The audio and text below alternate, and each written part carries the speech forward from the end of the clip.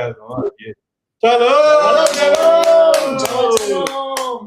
Shabbat Shalom, saludos desde Cali. Shabbat Shalom, qué bueno que vinimos. ¡Que vinimos!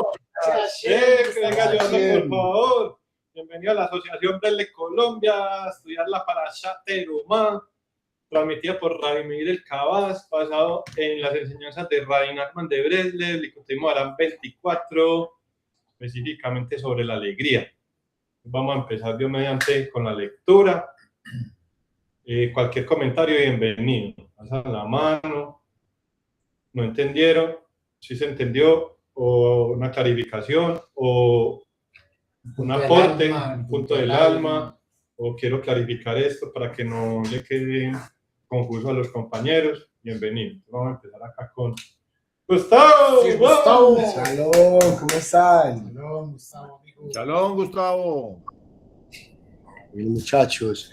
Bueno, hoy es la Parashá de Terumá y habla de 3 dificultades que tuvo Moshe, que ya las vamos a empezar a especificar y cada una de ellas tiene pues un profundo significado. Entonces, bueno, la Parashá se llama así, las 3 dificultades de Moshe. La Parashá Terumá abre los preparativos para la construcción del Mishkan, o sea, el tabernáculo. Y este año coincide con el mes de Adar, que lo empezamos cuando fue el miércoles. Sí. Justo cuando comenzamos a dirigir nuestra atención. ¿Cuándo empezamos el mes de Adar? ¡Joder, esto! ¡Feliz mes! Un mes de salvaciones, de milagros, que no lo hemos comentado. ¿Cuándo empezó? El lunes, ¿no? El domingo por la noche. No. ¿Cuándo fue? No, Es que son varios días. Hoy estamos a 3. A el 3. 24 es 7, el 24 es 7, eso escuché, que el 24 es 7 de Adar. Pusiste ahí. Sí, entonces 24 menos 7. ¿Cuánto? No, pero Carlos está 17, refiriendo al al 24 17. al futuro. Pero ¿cuánto es 24 menos 7? 17, ¿cierto? Casi siempre. Sí, entonces el 17 de febrero fue Rosh Chodesh de Adar y dura 2 días. Así. Entonces el 17 y el 18. Uh-huh. Entonces, si empezamos pues el mes de Adar. O sea que fue el miércoles empezamos, qué pena. Miércoles. El miércoles. Y también el mes de Adar, que es Miércoles y jueves. Ah, sí, señor. O sea, ayer y antier fue Rosh Chodesh. sí. Entonces, el mes de Adar, que pasa lo de Moshe, que se celebra el nacimiento, y también la Ilulá, que como dato curioso, Moisés muere el día del cumpleaños de él, o sea, el mismo día. Entonces, bueno, justo cuando comenzamos a dirigir nuestra atención hacia Purim. En las enseñanzas de Rabbi Nachman de Breslev, Purim es llamado el comienzo. Él enseña que Purim es una apertura, una puerta para empezar de nuevo. De ahí la palabra. Que precisamente que por eso es que le hemos hecho. Pide la palabra y mismo se la da. Está manipulando. Me dio el permiso ahí. No, que precisamente que de la plegaria esta que estamos estudiando para Purim habla mucho de eso, de que los comienzos, que antes los comienzos eran Pesach, pero que Purim es como el comienzo de cosas muy, muy buenas, entonces como para que le metemos oral. Entonces, bueno, él enseña plegaria. Mucha plegaria. Plegaria 37, pero también puede ser el Isboedud. Sí. Por eso, bueno, comentemos, por eso nosotros aquí en la asociación, nosotros le hemos hecho mucha fuerza a la fiesta de Purim, ¿verdad? Sí. Propaganda. Y nos la tomamos muy a corazón, porque nosotros sí, la verdad, entendemos pues, de Rabbi Nachman, que ahí es donde comienza todo el año espiritual para nosotros. Entonces ahí uno se pone las metas de este año prácticamente es como lo dice ahí, empezar de nuevo. Entonces ahí uno es donde se pone como las metas del año que quiere lograr espiritualmente. Se le pone uno ahí toda la ficha al asunto. Pone la 10. Entonces, muy bueno. Bacano, sí, muy bueno proyectarse. Sí. Bacano, ¿no? Sí, lo bien, como a nivel espiritual y a nivel también, material. También. Sí. Claro, porque uno comienza y se abre todo el año y va con bendición. Con el milagro de Purim, la luz de Purim, una luz muy grande, la luz más grande de todos los festivales en cierto sentido, porque los sabios dicen que Después todos los festivales serán anulados, menos Purim. Sí. Hay muchas cosas que no sabemos de Purim. Dios nos va a ir Sí. después de ir bajando eso que no sabemos y vamos a ir integrando todo eso, pero lo poco que sabemos ya es... Pues ya sabemos que es muy importante. Sí. Hay que meterle la Hay que meterle la 10, sí. Y los 2 días pues, que dicen que son, ¿no? El día más importante que dice que uno escucha del calendario hebreo es Yom Kippur.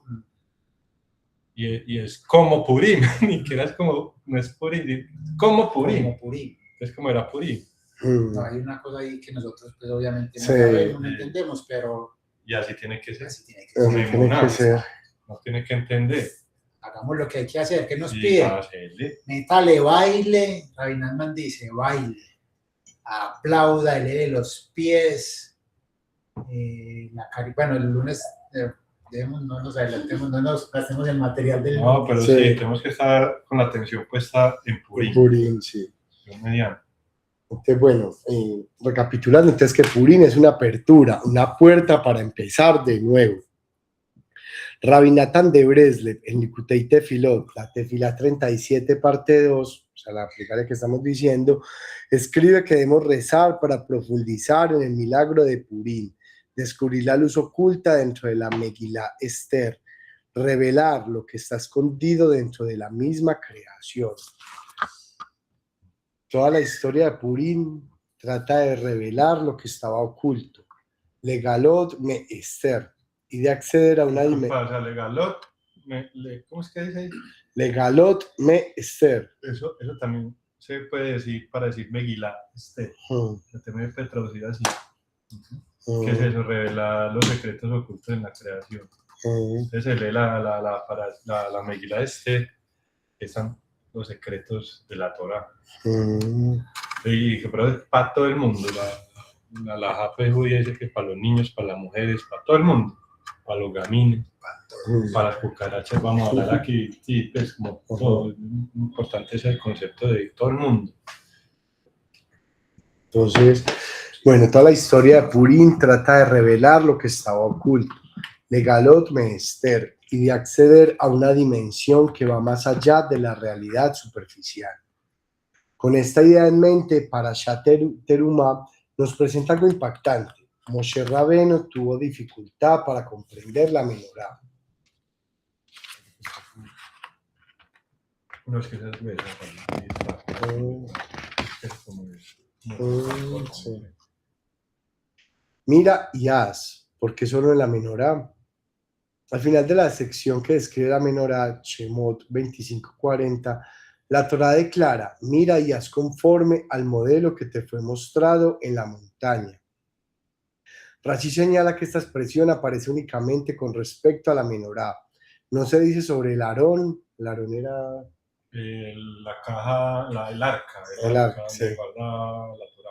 Sí. Y todavía en las sinagogas, las casas de estudio, tienen como una especie de un closet, pues, muy bonito, grande, para hacer uno entender que es como un closet.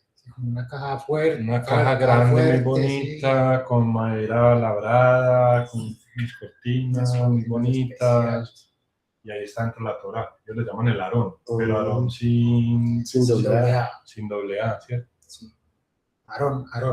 No Aarón del nombre del sumo sacerdote, sino Aarón. Ni sobre la mesa, que es el Shulchan, ni sobre el Mizbeach. Mizbeach es el altar. El altar. Mizbeach. Como el corazón. Mizbeach. Porque aquí Rashi explica que Moshe Rabbeinu tuvo dificultad para comprender cómo debía construirse la menorá, o sea, el candelabro, hasta que Hashem le mostró una menorá de fuego. La menorá debía ser tallada de un solo bloque de oro, sin piezas añadidas, una sola masa formada desde adentro. La palabra Mishká, generalmente traducida como labrada de una sola pieza, también alude a la palabra caché, que significa difícil. Es decir, su misma construcción insinúa complejidad, unidad que surge desde la presión, desde el golpe, desde el trabajo interno. Ahí va una cote. que no, pues que yo creo que todos saben acá que el camino espiritual es de pruebas y antes uno se empieza como a acercar al tema espiritual y más rollo le pasa, ¿no? Entonces, bueno, Un sufrimiento diario. un sufrimiento diario, sí, Pero es bueno. pero es bueno, sí, Oiga, es una vida buena.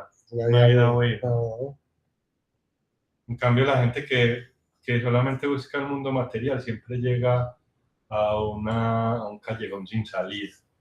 Siempre llega a la depresión, Dios guarda el suicidio. Gente que busca la plata y la fama, cuántos los famosos y Marilyn Monroe, etcétera. Entonces, no, en cambio, esa es la ventaja de Ravi Nachman, que Ravi Nachman es capaz de llegar a donde uno que está en este mundo material, donde hay tanta ocultación, tanta falsedad, tanta, ¿cómo se dice eso? Como... cámara del intercambio, yo no sé. sí, las cámaras de car, pero la gente que es creída como vana, como que Vanidad, sí. superficialidad. Vanidad, superficialidad, ay, que yo soy la gente cree pues que es como lo mejor y no, Sí. Eso es lo que esa nos luz, disculpa, enseña. esa luz de la menora es capaz de brillar así en ese ambiente. Pues, si uno se conecta con Ravi Nachman, con el Sadik, pues Ravi Nachman es capaz de brillar hasta allá. Pero tiene uno que conectarse con él y tener pues esa fidelidad, ese compromiso, esa integridad, pues y ser sincero, sobre todo ser sincero. El anhelo. El anhelo.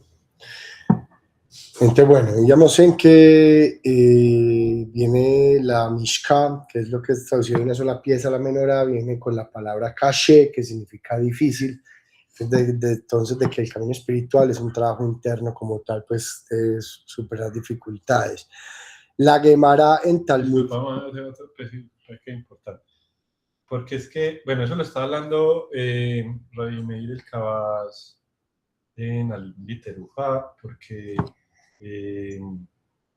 Reb Nosson le dice a, creo que es Reb Efraim, que Reb Efraim, la otra persona, era un estudiante y le mandó una sedaká para imprimir los libros. Reb Nosson imprimió el trabajo de Rabbi Nachman y después empezó a imprimir su propio trabajo, que logró imprimir creo que fue 1 o 2 tomos de Likutei Halachot. Ya después todo se imprimió de manera póstuma. Pero entonces ese estudiante le estaba mandando, creo que fueron 30 rublos, pues le dan una buena platica. Y entonces le decía que con el favor de Hashem, que tuviera una gran parte en la difusión de la luz del Sadik, y hacía alusión a esa luz con un versículo de la menorá. Es que la menorá está expresada en la Torá, en Pekudei, por ahí lo tengo anotado, bueno, están 3 partes de la Torá, que dice menorá, teorá. Menorá, teorá. A ver, ¿dónde es que está? Está en Pekudei, en Vayikra y en Kitisa. En estos días viene Kitisa. Entonces ahí dice menorá, teorá. ¿Qué significa menorá, teorá? Significa la menorá de la pureza. Teorá viene de taor, que es puro. Teorá, o sea, T-E-H-O-R-A, fonética, teorá. Y entonces el único implemento del templo que se menciona como de la pureza, el candelabro del lugar de la pureza. Después dice el Mishkan, el altar, la mesa, pero no lo menciona como puro. Entonces, ¿cómo así? Entonces el otro no es puro, sí, el otro es puro. Pero entonces la pregunta es, ¿por qué al candelabro lo asocian con pureza? Entonces, que esa luz, como esa luz es la luz infinita, viene de un lugar de pureza. y tampoco entiende por qué está ahí, porque por ejemplo el incienso se usa para que la gloria del Eterno sea visible y por el aroma de las especies. El pan de la proposición se usa para que los sacerdotes lo coman. El altar, pues para tener ahí pues, los sacrificios, todo, pero la menorá no se entiende por qué está ahí, porque en el templo y en el Mishkan había mucha iluminación, entonces no era para iluminar. Entonces, esa función de la menorá es traer la luz infinita, ser un medio, que es lo que va a hablar ahorita, un medio de traer la luz infinita a este mundo. Entonces, en la menorá estaba al lado sur del tabernáculo. Y en la Gemara dice, si quieres adquirir sabiduría, vete al sur, vayas a vivir al sur, porque allá es donde está la sabiduría. Entonces, la menorá tiene que ver con la sabiduría. Sur, la menorá con la sabiduría. Entonces, ahí se entiende que la menorá tiene que ver con los eruditos de Torah. Pero entonces, los eruditos de Torah no es como los expertos de otras áreas pues, del conocimiento, por ejemplo, la medicina. Entonces, puede ser un médico que es experto, tremendo cirujano, ha salvado 100 vidas, pero moralmente no es bueno, pues no, tiene muchas fallas. Pues que sea muy iracundo, que le grite a la mujer, y pues, sin embargo sigue siendo un experto en medicina. Pero para la Torah no. Para la Torah tiene que tener una pureza, pero tiene que tener, o sea, tiene que ser muy especial, tiene que ser una persona que tenga unos atributos de personalidad muy exaltados, muy difíciles de encontrar, muy especial. Entonces, eso, o sea, ni siquiera los grandes eruditos de Torah, por ejemplo, ahora en Israel, tienen ese nivel de pureza. Solamente eso lo tiene, son los Haikim verdaderos, los Haikim de la generación.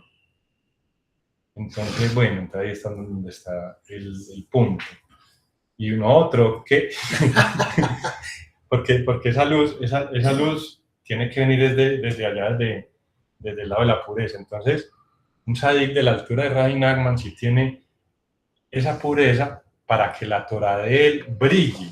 Porque, por ejemplo, un erudito de Torah, te sabe toda la Torah, la Kabbalah, la Gemara, la Mishnah, todo, pero no tiene unos atributos de personalidad, no brilla, es como un estudio de la universidad. Entonces, un sadik que es perfecto en todo, en la forma de comer, en la parte de guardar el pacto, en todas las cosas que haces, pero digamos que es perfecto, en un nivel de perfección muy grande. Entonces, ese sí hace que la Torah, las enseñanzas, la sabiduría brille como brilla la menorá, que es de la luz infinita, que brilla este mundo, que llega a todas partes. Entonces, eso hace Rabbi Nachman. Nosotros, ¿qué? Entonces nosotros sí tenemos imperfecciones. Pues, puede que haya alguno por ahí, no sé, no estoy... Es un ejemplo, que le guste tomar cerveza. Pues, es un ejemplo.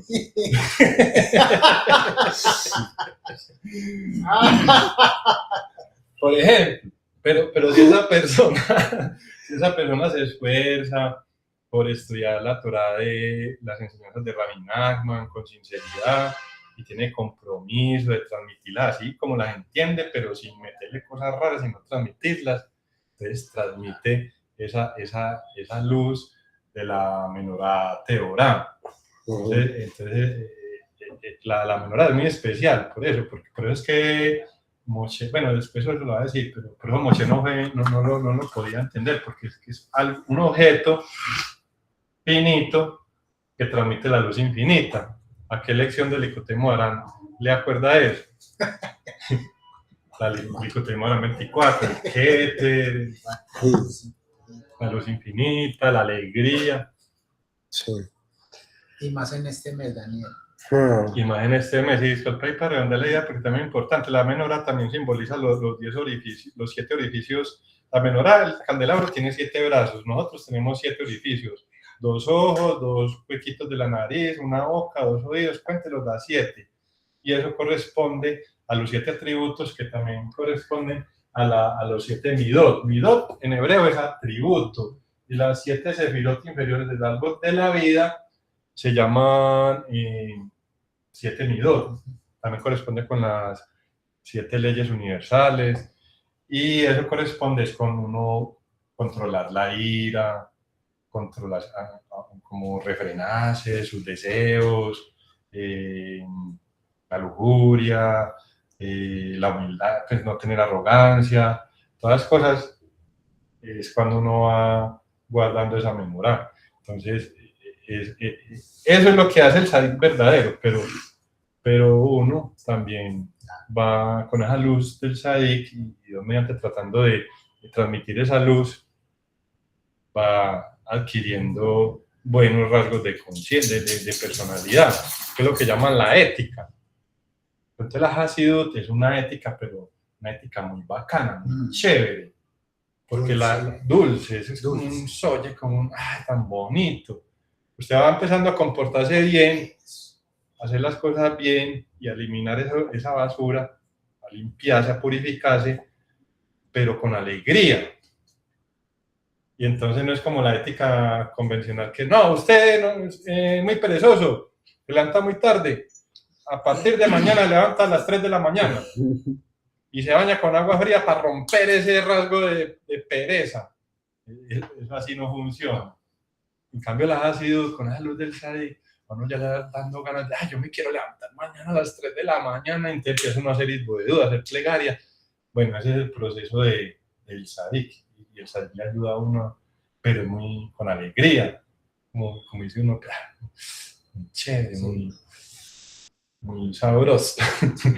Entonces, tampoco es que tenga que ser, pues, mejor dicho, el santo. Bueno, aquí los demás son impuros, nosotros somos puros. No, ese sentido, pues, de Breles, de Purín, de esa energía que estamos recibiendo ahorita.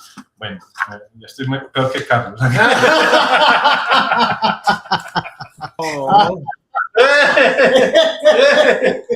Mira, aquí tenemos el micrófono, Daniel. Para acá más bien. Perieras que me den papaya, Perieras. Vaya para mí, en la del tiempo.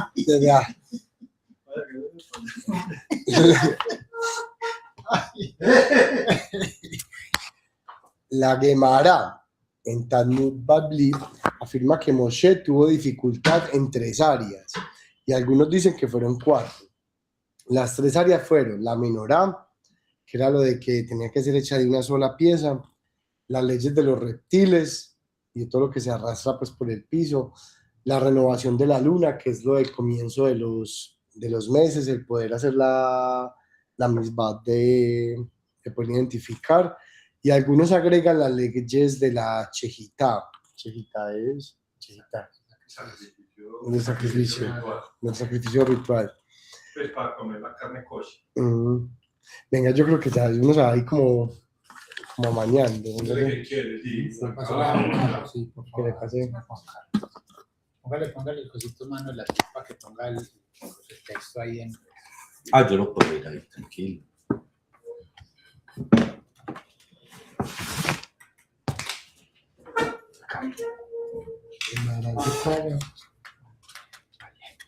Sí, listo. Y ya está, sigo hacia acá. Es que son unas hojas todas gruesas. Ya. De acá, vamos a sacar. Listo, Gustavo.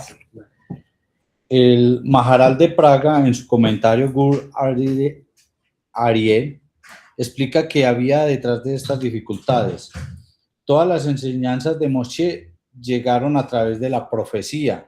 Sin embargo, cada una de estas áreas tocó una dimensión que trasciende incluso el marco de la profecía misma.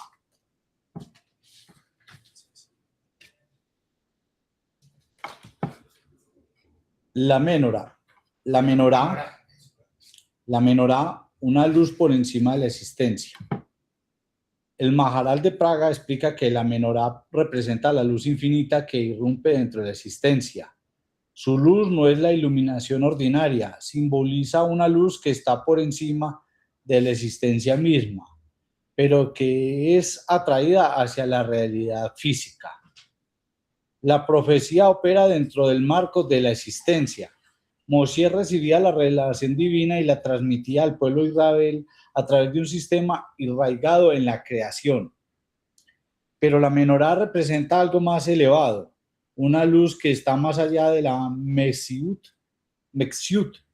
más allá de la existencia definida y que ahora debía ser contenida dentro de un recipiente físico. ¿Cómo puede algo material contener una luz que está incluso por encima de la profecía? Esa fue la dificultad de Moshe. Por eso fue necesario que Hashem le mostrara una imagen de fuego, un destello de una realidad superior traducida en forma. Las criaturas rastreras por debajo de la existencia. En el extremo opuesto se encuentran las leyes de los Shaksim y Remasim, insectos y criaturas rastreras. El Maharal de Praga explica que estas representan un nivel que parece estar por debajo de lo que consideramos una existencia significativa. Los animales tienen cierta relación visible con el ser humano, pero los gusanos, los insectos y las criaturas que se arrastran parecen no cumplir un propósito evidente. Muchas veces generan rechazo o incomodidad. ¿Por qué existen? ¿Y por qué la Torá dedica leyes detalladas a algo que parece tan insignificante? Para Moshe esto también fue difícil.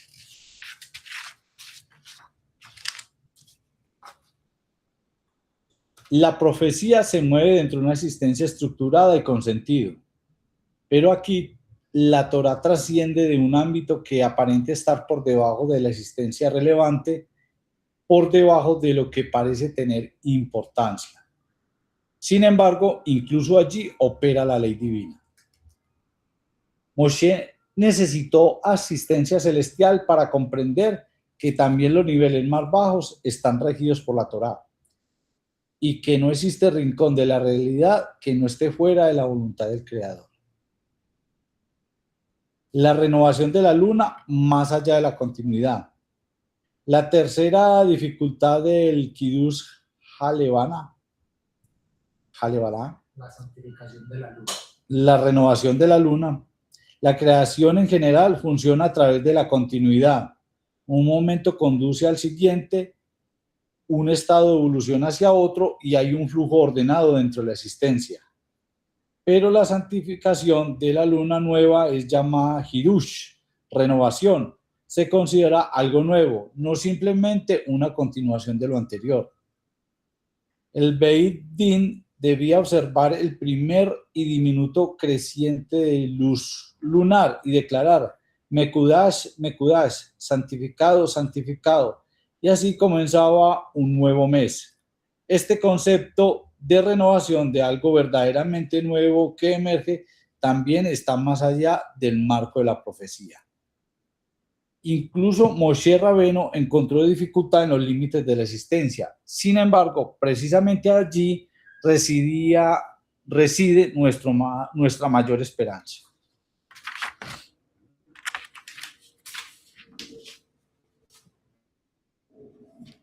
La menorá, percibir lo infinito dentro de lo finito. Estoy más ciego que... La menorá, percibir lo infinito dentro de lo finito. Con estas tres áreas de dificultad, la menorá, los scansim y la renovación de la luna, ahora las observamos a la luz del Likutei Moharan, lección 24. Allí Rabbi Nachman de Breslev habla de algo que es inherentemente imposible: percibir la luz infinita mientras se vive dentro de la existencia física. Un ser finito no puede captar lo infinito. Esa atención misma es el núcleo de la existencia. intervención cortica. Oye, el micrófono, Juan Carlos, por- No, acá está el otro. Ah, bueno. Que precisamente con la menorá, que Daniel lo comentó ahorita, lo de los 7 orificios que tiene la cabeza, es como que tratar de encenderlos, o sea, santificar lo que vemos, lo que hablamos, lo que olemos, que tiene que ver con la parte de la sedacá, lo que hablamos, que es estructurar nuestras ideas y todo. Entonces, que si logramos hacer eso, vamos a poder, pues, como poder tener como percepciones de esa luz infinita. Entonces, esa es como la invitación, como que nos pongamos en esa tarea. Bueno, esto es exactamente lo que representaba la menorá. La menorá era un objeto físico, oro trabajado con martillo y cincel. Y sin embargo, cuando el Cohen la encendía, irradiaba la luz infinita en este mundo. ¿Cómo puede un recipiente físico canalizar algo que trasciende toda la limitación material? Esa fue la dificultad de Moshe Rabbeinu. Las 7 ramas de la menorá corresponden a las 7 midot, las 7 sefirot inferiores, Gesed, Geburah, Tiferet, Netzach, Hod, Yesod y Malhut. Todo el mundo interior de la persona está estructurado en torno a estos 7 atributos. Ira, humildad, dominio propio, pureza, perseverancia, gratitud, alegría, todo está arraigado en estas cualidades. Cuando una persona la refina, se convierte en un recipiente. El encendido diario de la menorá sostenía al mundo con una luz más allá de la comprensión. Traía sinjá a la creación, como dice el versículo, Shemen Uketoret. Shemen Uketoret. Yesamach Lev. El aceite de la menorá y el ketoret alegraban el corazón y el corazón de la Shejiná y el corazón de cada judío. La sinja es lo que permite, sinja es lo que permite que lo infinito habite dentro de lo finito. Moshe Rabbeinu tuvo... Digamos un momento. La alegría es lo que permite que la alegría es lo que permite que lo infinito habite dentro de lo finito.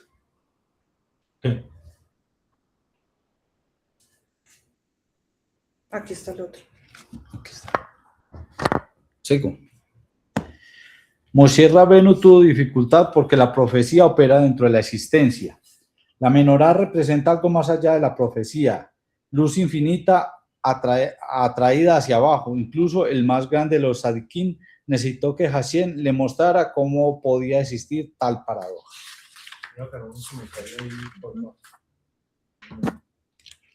No, que imagine que Moshe Rabbeinu, un gran tzadik, y no le daba el wifi. Sí, porque Moshe estaba conectado con la profecía. Y la profecía tiene que ver con la creación. Y la luz infinita es antes de la creación. Entonces, para le fallaba el wifi. Y lo de las cucarachas y los gusanos y todos los insectos, los zancudos, ya está por muy debajo, pues, no debajo de la creación, pero digamos de lo que es un ser, pues, como valioso. Estaba por debajo, antes tampoco le daba mucho el wifi. Pero esa humildad de Moshe, tremendo sadik. No, Hashem, yo no entiendo, mejor y me explica. Y era Moshe Rabbeinu. Ahora uno que se va a preocupar por si no entiende algo, por si no dice algo bien, si no pronuncia algo bien, no importa. Pero es la emuná, la fe, que es la que da esa humildad. Uno tiene que entenderlo todo, entender lo que tiene que hacer, lo que es la parte práctica. Ya. Sí, adquirió una capacidad de ver la realidad de una forma diferente, con otros ojos. Eso es algo complejo. Sí. En un tiempo como esos, la capacidad de ver la realidad diferente. ¿Cómo sería Moshe en estos tiempos? ¿Cómo los vería? Entonces, es algo complejo uno interpretar cada tiempo a su modo. Ellos tendrían una forma de conocimiento muy diferente a la que tenemos ahora. Ahora hay más conocimiento. Ellos tenían una forma de ver la realidad bajo otros planos y otras formas, y y más a futuro. Entonces, yo creo que más veían era el mundo del futuro. Ellos, no es como ahora que uno mira, ve, va a ganar tanta plata, va a comprar esta casa, va a ir así, así. No, ellos, yo creo que ellos trascendían generaciones, futuro y futuro, para ver la verdadera ruta de la humanidad y ver cómo era el carácter de cada uno de su pueblo, poderlo trabajar, poderlo decir, venga acá, conocerlo, pero también la capacidad de castigar cuando Dios decía que hasta ahí. Paila, paila. Sí, sí, sí. Sí. Sí, también algo breve. La profecía no viene de Yetzirah, de por allá de los universos, Sí. pero para arriba. No. No, a mí lo que está diciendo ahí, o sea, es muy elevado, muy arriba, la profecía es Olamabá. No, Sí, porque Yetzirah es como el que sigue, es el que sigue del mundo físico, ¿no? Es Sí. más arriba. Más para arriba. Es como el mundo para de la Atzilut. Atzilut. Exacto. Sino que es que eso era la luz infinita más arriba, el Keter. Entonces, sí. Una formación, porque ese es... Sí, porque a ver, repasemos ahí los cuatro mundos. Entonces, el primer mundo, el mundo físico, es el mundo de Asia. Es donde está Malhut, que es la única, ¿cierto? Malhut, el mundo de Asia. Después sigue Yetzirah, que, bueno, uno para hacerse entender, pues, pero no es eso, pues, para hacerse entender es como el mundo astral, el mundo de las emociones. Es algo que está como aquí cerquita, pero uno no lo ve. Es cuando ve cosas que no se ven, o la gente hacía los antiguos, pues los abuelos, que los espantos y tal, o vienes de por allá. Ahí todavía está muy mezclado, viene el mar. Ya después sigue el mundo mental, el mundo de Briah, el mundo de la creación. Eso ya es crear. El mundo de la mente. Es que píllese que uno ponga a leer una plegaria. Entonces usted está hablando. Eso es con la boca, eso es acá en el mundo físico. Y hay unos sentimientos. Hay veces está sintiéndose mal, sintiéndose bien. Hay veces, yo mediante, que uno está sintiendo lo que está diciendo.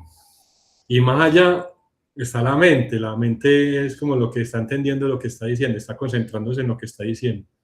La plegaria, pero es un rezo escrito. Y más allá, pues ya uno no lo percibe, pero sí siente como la parte espiritual, que es en Atzilut. De por allá a esos lados es que viene la profecía, sino que Moshe y los Aikim tienen alineado todo, la parte física, la parte emocional, la midot, y la parte mental, y con la parte espiritual, que están recibiendo directamente esos mensajes, porque la parte espiritual, Hashem, siempre estaba mandando mensajes y siempre están ahí. Ese es el Wi-Fi de Moshe y los Aikim, pero hay cosas más allá y hay cosas más por debajo, entonces donde le fallaba un poquito el Wi-Fi a Moshe. Y en el mismo nacimiento del idioma hebreo se dice que es el único idioma en el planeta que refleja profecía. Sí, eso, que esa es como la bendición, o por eso Hashem escogió el pueblo de Israel, porque son capaces de poner en palabras, en letras, números, la palabra de Hashem, pues lo que dice Hashem, ese mensaje, Sí, es que está emitiendo. Tienen como decir, pues todos tenemos Wi-Fi, pero ellos tienen, digamos, mejor ordenador, mejor computador para que les salga ahí todo bien clarito lo que viene ese Wi-Fi, de esa profecía. Ellos van en 25K, ¿es como es? 25K es Sí. 26. Sí. Directamente, o sea, es nítido lo que dice Hashem, es todo lo que dice Hashem, todo. Sí, el único idioma que puede Sin explicar distorsión, la existencia y la creación. Sin ninguna distorsión. Porque pues todo el mundo y las culturas, todo, pero hay algo de distorsión, en cambio ese sí Es más fiel. más fieles. Sí, eso yo tengo mucho interrogante sobre eso. Algo de que estoy acá es porque después de que aprenda muchos términos en la lectura tan complejos. La idea es a futuro estudiar hebreo. Quisiera entender varias cosas que he visto y son hebreas, entonces es algo especial. Nosotros, por ejemplo, hace 8 días decía Daniel en la lectura que el Baki. Yo me puse y el papá mío todavía decía, usted sí es baquiano, aquel sí es baquiano. Ya que termina, vea el idioma español donde se heredó esa palabra de Baki, baquiano, que era decir, es alguien hábil. Entonces, Un experto. un experto. Pero el Baki así en esta parte espiritual es lo que hablábamos ahorita. Tiene que tener esa parte. Sí, pero es la heredad que se ha dado de derivar del hebreo, que es que el hebreo es un idioma de 4.500 años y el castellano, si acaso, tendrá 1000 años. Pero es la diáspora de los judíos en España que impregnó todo el idioma de nosotros, de varias palabras hebreas o árabes, toda esa influencia, pero son sentidos que se ven, son muy explicativos. Entonces, se da uno cuenta que el hebreo es un idioma muy especial, muy diferente al griego.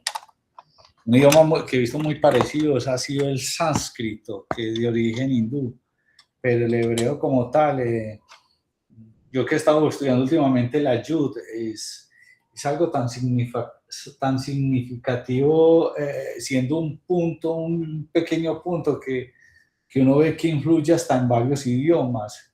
Yo le hago un comentario ahí pequeño porque lo escuché a Jonathan de Galé, que Abraham le dio pues toda la herencia a Yitzhak, sí, pero tenía otros hijos y también le dio parte de ese conocimiento, la herencia del conocimiento. Y entonces ellos se fueron para el lejano oriente, ahí está en la Torá. Entonces ya los sabios explican que uno de esos son los hindúes y que eso está, como digamos que es una pista de que los brahmanes, que es una casta hindú, sí, que es la más elevada, viene de Abraham. En estos días no traje una derivación de la tribu de Manasés de la India, puros negritos que tenían toda la historia de cómo había sido el paso a Egipto y que en la diáspora que tuvieron, la diáspora que tuvieron en Persia, ellos atravesaron hasta la India. Hay cosas muy comunes, por ejemplo, demonio en hebreo como en hindú es Rashasa, es una derivación muy común. Inclusive en Israel hay pueblos con nombres muy hindúes. O sea, es de la diáspora que llegó y como era la ruta de la seda, eso no ha sido la ruta de la seda de 1000, 2000 años, no 3, 4000 años, todo el conocimiento se viajaba entre Persia, Israel, Egipto y todo eso. Israel era el nudito ahí, es el nudito de todo ese conocimiento y de todo ese dolor que tuvo el Medio Oriente. Tiene y va a tener. Entonces, es una complejidad que dice que a través del tiempo siempre va a haber como un pueblo guía, y uno nota que los judíos es un pueblo de mucho conocimiento, es una heredad de conocimiento, la lengua es profecía, y siempre, por ejemplo, en un mundo moderno está muy dominado por el conocimiento cabalístico, y la gente no se da cuenta, nuestra tecnología toda es cabal. Los celulares, los computadores, que no sabemos a qué punto nos van a llevar. En estos días veía la parte... Pero enfoquémonos en la paracha. Bueno. Bueno. ¿Alguien de la conferencia quiere leer? Si le da Osman. ¿Alguien de la conferencia quiere leer? ¿Alguien quiere leer, muchachos y niñas? Yo prendo la luz acá. Eso, hágale pues esa. Báñese. No puedo prender la cámara porque Dani dice que yo no me baño. Pero no la prende, no he bañado. No se ha bañado. Desde que hay que bañarse para chaval.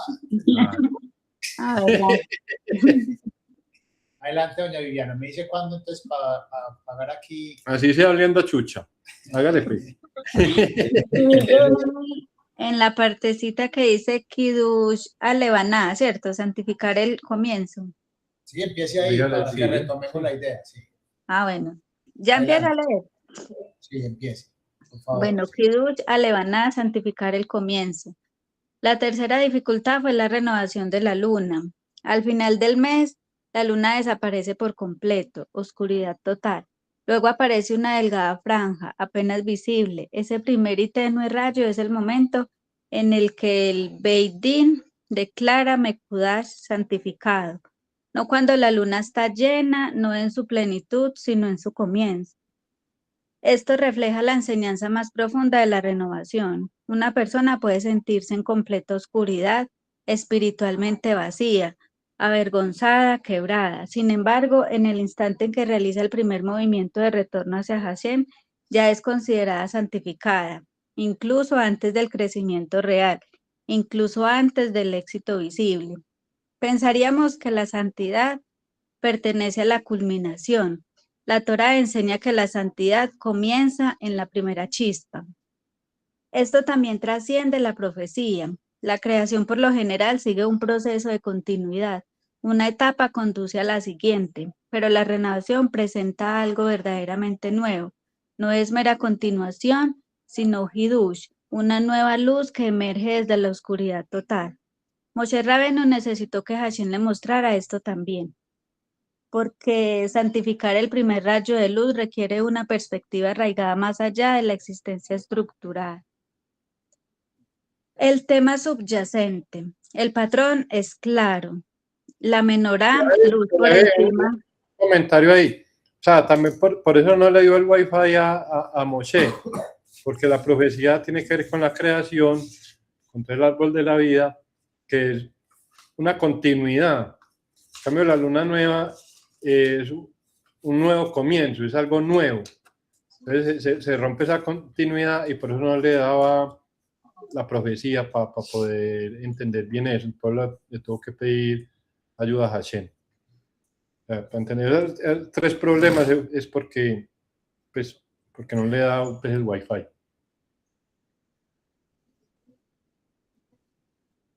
Bueno, el tema subyacente. El patrón es claro. La menorá, luz por encima de la existencia. Los shkatzim, la esperanza por debajo de la existencia. La luna, renovación más allá de la continuidad. Los tres tocan el Keter, la dimensión que está más allá de toda estructura. Moshe Rabbeinu no falló en estas áreas. Se encontró con su profundidad y a través de ese encuentro accedió a una asistencia divina más elevada. El Zohar enseña: Ispatztutam de Moshe Bekol Dara Bedara. La expansión del alma de Moshe existe en cada generación. Hay sadiquín en cada época que acceden a este nivel. Doña Bebe, otra cosita ahí. Pues para resaltar esa parte de la emuná, uno no tiene que entenderlo todo. O sea, él se dio cuenta que había algo por encima de él. Y entonces la emuná es lo que, o sea, no es que no entendiera, sino que él se dio cuenta que había algo por encima, entonces tuvo la emuná. Y a través de la emuná pudo alcanzar lo que está más allá. Entonces, como el mensaje pues también importante que tiene que ver mucho con Aman Amalek, no tratar de entenderlo todo, sino vas a hacer la emuná, porque ahí es muy peligroso cuando empieza uno a pensar tanto, a sobrepensar, llega Aman Amalek, puede caer, Dios guarde, en la herejía, que es lo contrario a la emuná. Entonces sí tenemos que estar muy alertas con eso, y el camino de Breslev, de Rabbeinu, es la emuná. Con eso, mire que ahí nos está diciendo que listo, no lo entiendo, pregunto a Hashem, ya después lo entendió, pero primero con la emuná. Sí. Bueno, sí, dice, hay sadiquín en cada época que acceden a ese nivel, que pueden atraer luz infinita hacia la realidad finita, rescatar almas desde debajo de la existencia y santificar el primer paso del retorno. El Midrash afirma que Mordejai fue el Moshe Rabenu de su generación. Al entrar en Adar y acercarse a Purín, el comienzo, esta enseñanza se vuelve específicamente relevante. Purín revela la luz oculta, enseña que incluso en el ocultamiento, la compasión infinita está presente. Parashat Terumá nos muestra que incluso Moshe Rabenu encontró dificultad en los bordes de la existencia, y precisamente allí por encima, por debajo y en el umbral de la renovación se encuentra nuestra mayor esperanza. Que tengamos el mérito de conectarnos con los Adikim, que iluminan incluso los lugares más difíciles, y que aprendamos a reconocer que incluso el comienzo más pequeño ya es Mekudash. Shabbat Shalom y Jod Stop, Meir el Kabbalah. Shabbat Shalom, Shabbat Shalom. ¡Oh, Benella! Milagro. Gracias a Hashem, gracias a Hashem. Bueno, quedan abiertos los micrófonos para los de la conferencia, que aquí ya gastamos mucha garganta. Sí, muchas gracias. Adelante. Carlos, adelante, mano. Ah, no, ¿qué creyeron que iba a esperar? No, doña Viviana, adelante. Cuelga tú, doña Viviana. Siga, doña Viviana, siga. Tan querido. Ya que a las 9 ya hemos acabado. Doña Viviana, yo no, yo me adelanto porque mientras Carlos dice, se me duerme la niña.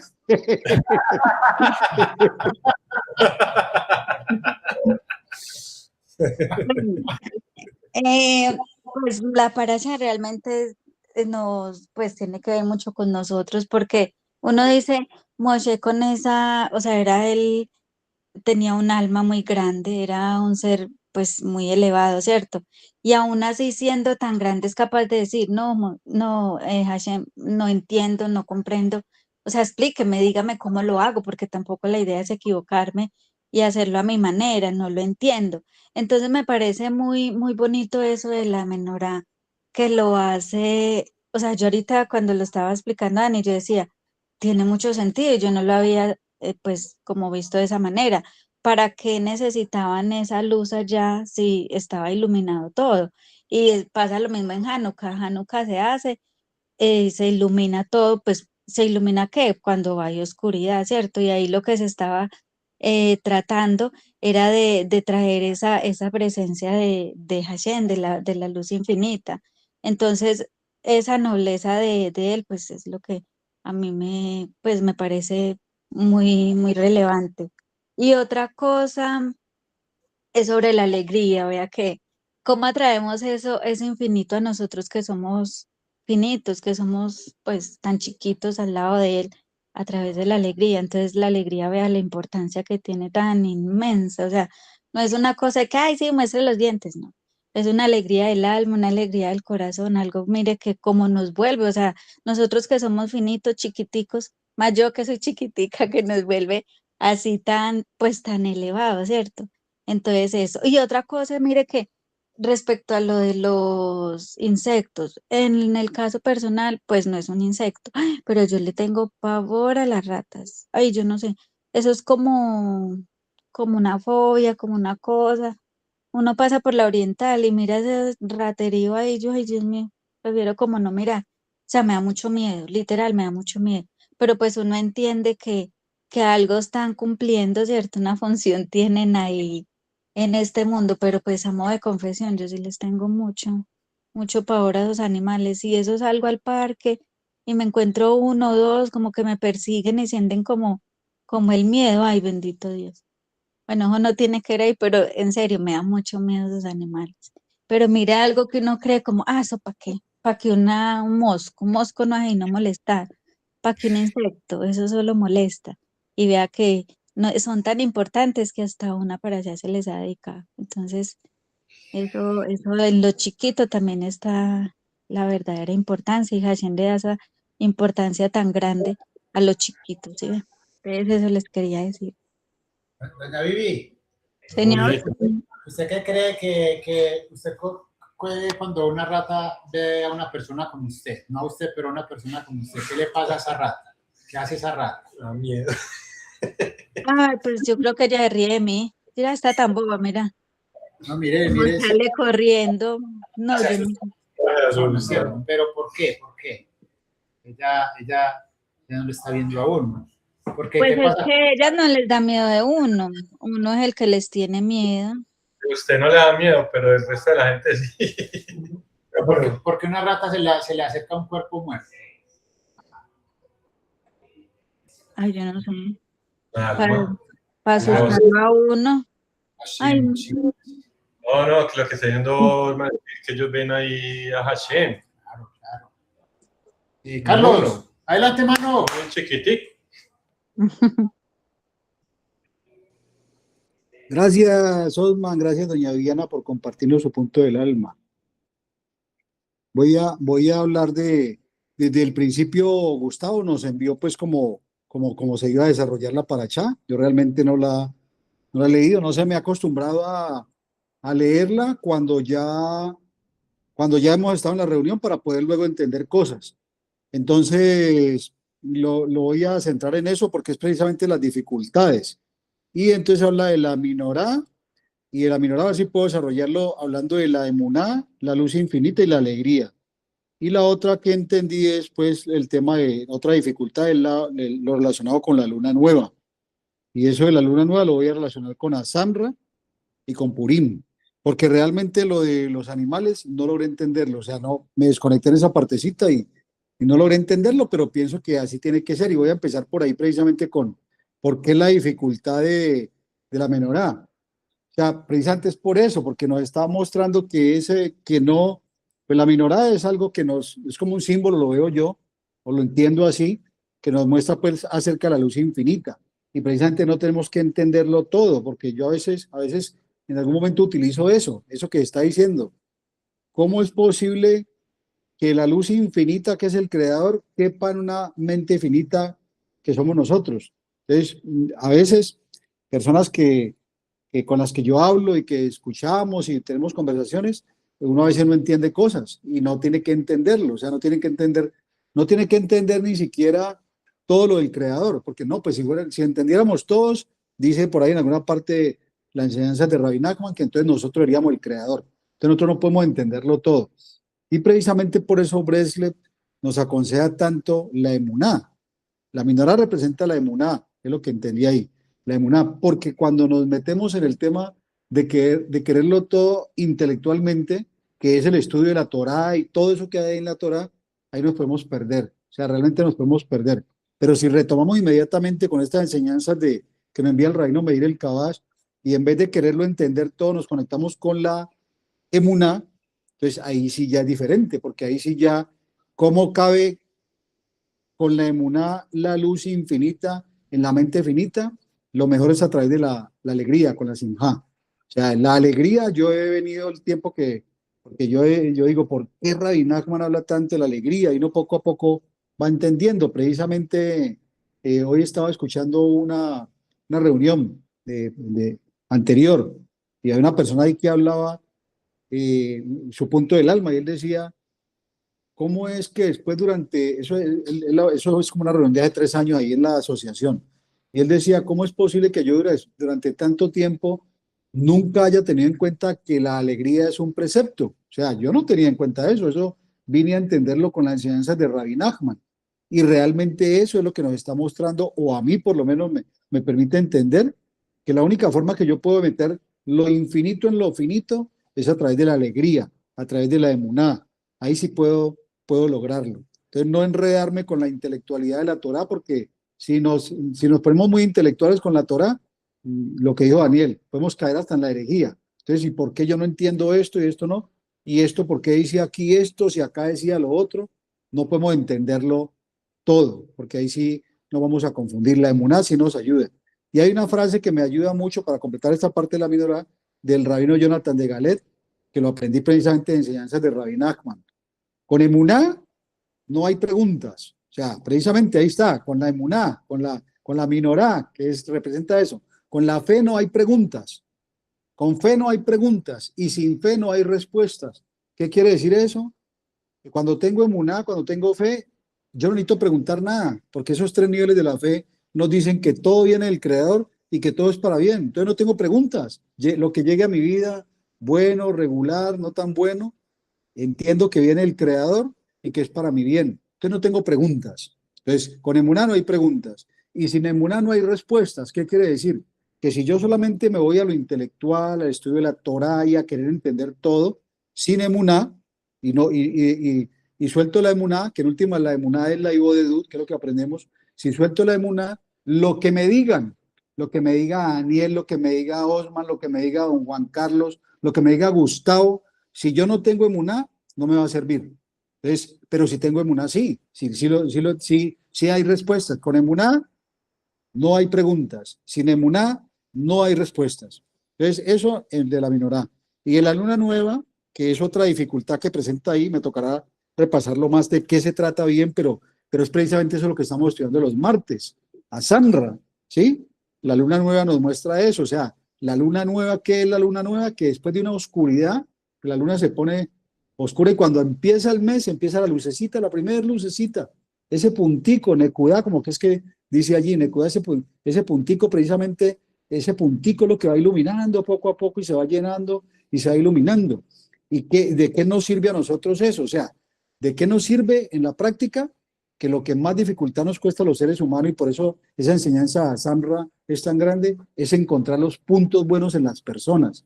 Para nosotros es muy fácil encontrar lo malo, o sea, eso es fácil, lo malo es facilito, pero nos dice Rabbi Nachman que necesitamos encontrar los puntos buenos. Con un puntico bueno que encontremos, ahí ya vamos a salvar todo y estamos poniendo a esa persona en la escala del mérito y nosotros también, una persona o una situación.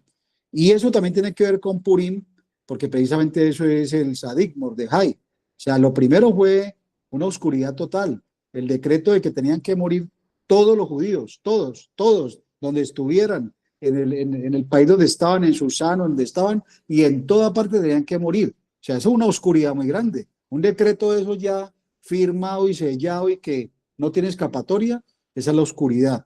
Pero después vino esa salvación con la ibodedut que fue lo que recomendó la reina Esther y con lo que se hizo pues de la reina Esther, vino ese punto de luz que fue la salvación.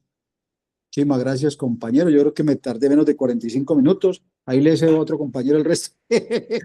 Muchas gracias, los quiero mucho. Chava, shalom. Gracias, Carlos, hermano. Tremendo, hermano. ¿Sabe qué es?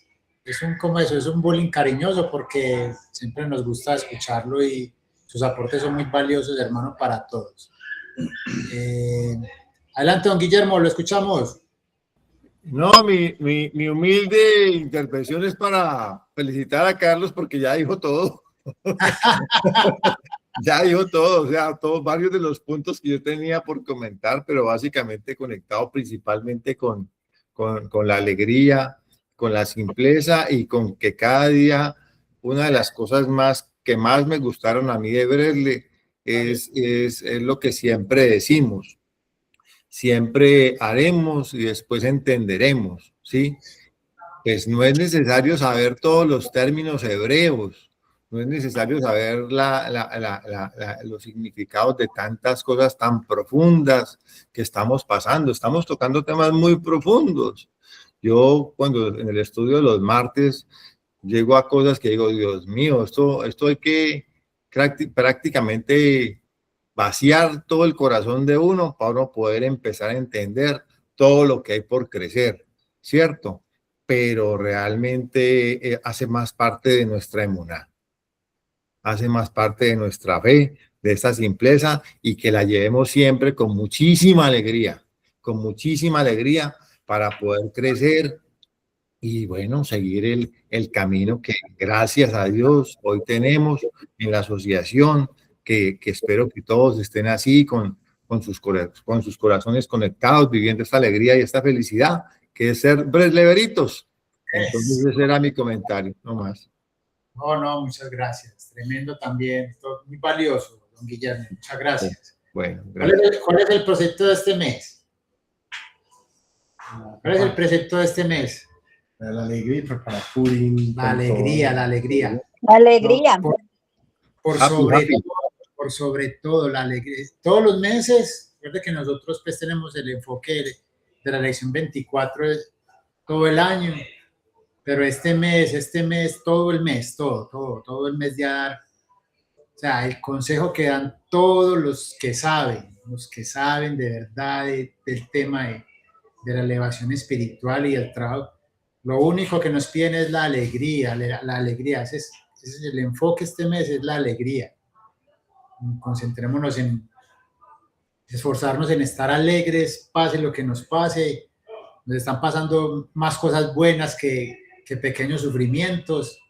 Los pequeños sufrimientos también les tenemos que meter el punto de la alegría, pero este mes es el trabajo espiritual. Pues digo yo, es una opinión de la que me hago cargo, por encima de estudiar y por encima de todo, es la alegría en todo, la alegría. Todo lo que nos pasa. Doña Carolina iba a comentar. Don Carlos, otro comentario. No, Adelante. mucha meditación. Tenemos 9 minutos todavía. Desde que la reunión va hasta las 8. Ay, yo. No, mentiras. Bueno, no, entonces, Carlos, hágale, cierre la reunión, por favor, hermano. Ayúdenos con eso, por favor. Carlos, cierre la reunión usted, Shabbat, y hasta pronto, hágale pues. Bueno, entonces queremos darle gracias al Creador por permitirnos reunirnos a celebrar Shabbat de la forma más linda que podemos encontrar, o sea, reunirnos a estudiar la Torá y la Emuná, o sea, la plegaria y la Torá, que eso es lo que es el complemento, ese es el equilibrio, Torá y plegaria, Torá y plegaria. Si nos vamos solamente con la plegaria, entonces no nos sirve porque vamos a perdernos del conocimiento que Rabbi Nachman nos quiere entregar. Y si nos vamos solamente con la Torá, pues también nos vamos a desequilibrar y esa luz infinita nos va a quemar porque la Torá es algo muy grande y necesitamos equilibrarla con la Hidrodedut. Torá y plegaria, Torá y plegaria. Entonces, gracias al Creador por su infinita bondad, por su infinita misericordia. Gracias por bendecir, cuidar y proteger a nosotros y a todos y cada uno de nuestros familiares y amigos. Gracias al Eterno por darnos la vida y la salud y por darle también la vida y la salud a nuestra familia. Gracias al Creador por encargarse de todo en nuestras vidas, por encargarse de nuestro sustento y el sustento de nuestras familias y que nos ayude a permanecer unidos porque sinceramente, o sencillamente, mejor dicho, no tenemos que parecernos los unos a los otros. Precisamente es el punto del alma. Y si intentamos parecernos unos a los otros, entonces nos estamos perdiendo del punto del alma. Y sabemos que el punto del alma de un compañero ilumina mi punto del alma. Y el punto del alma mío puede iluminar a otro compañero y de eso se trata precisamente. Entonces tenemos que parecernos, ser auténticos, ser reales, no intentar parecernos a nada ni ser perfectos. Recordar siempre a Rabbi Nachman que eso me quitó un peso de encima, el sofisticado y el simple. La vida no es para vivirla con sofisticaciones. No necesito aprenderme todos los términos de la Torá y saber cómo se pronuncia tal cosa. Eso es poco a poco, eso es con paciencia, como en asoburro, dice Daniel, poco a poco. Entonces vamos teniendo paciencia, que poco a poco van llegando realmente lo que vamos entendiendo. Yo, por ejemplo, cuando yo comencé, yo no sabía ninguna palabra de Torá. Y poco a poco vamos entendiendo el concepto de la Teshuvá, pero lo vamos entendiendo es con la práctica. Y no son todas las palabras del hebreo que tenemos que aprendernos. Lo digo porque pues, me conecto mucho con don Juan Carlos. Cuando yo comencé a entender eso, yo quería aprender el hebreo. O sea, casi que quería era eso. Y ya me estaba complicando la vida. Porque yo siempre le he contado a los compañeros, con esto termino con alegría, que yo me tuve que, eso es el hebreo, pero voy a contar algo, que yo no sé hablar nada de inglés. Y un día me metí a hacer un curso de inglés y me tuve que salir. Me tuve que salir a los 3 meses porque no aprendí inglés y se me estaba olvidando el español. What? Gracias a Hashem, gracias a Hashem. Yo le voy a hacer una referencia a lo que dice Carlos, para meditar. Cuando Dios creó al hombre y a la mujer, estaban encargados del paraíso. Y Dios visitaba a diario al hombre y la mujer. La relación profunda es, ¿qué es el paraíso? El mundo donde hay animales exóticos, árboles exóticos. Dios era feliz con eso. ¿Por qué? Veía flores de diferentes colores, árboles de diferentes tamaños, animales diferentes. Eso somos nosotros. O sea, todos somos diferentes. Dios está buscando la virtud de cada uno a su modo, a su forma, a su criterio, en equilibrio. Dios nos ayude. Exactamente, ahí en la simpleza también está la alegría, don Juan Carlos. Muchas gracias. Gracias. Muchas gracias. En Bresle hay una costumbre de que el cuento para leer como preparación en parte de Purim es el sofisticado y el simple. Para que lo tengamos en cuenta ahí, Carlos, que lo mencionó. Bueno, conectado. Brelevito, chao, chao, chao, Chao, chao. Shalom, Regreso a Shabbat casa. shalom, Feliz feliz regreso a noche. casa. Shabbat shalom. Shalom, compañeros, que estén muy bien. Qué pesar que se acabó, qué pesar que se acabó. Buenas noches para todos. Dios los bendiga. Bendiciones. Bueno, igual para todos.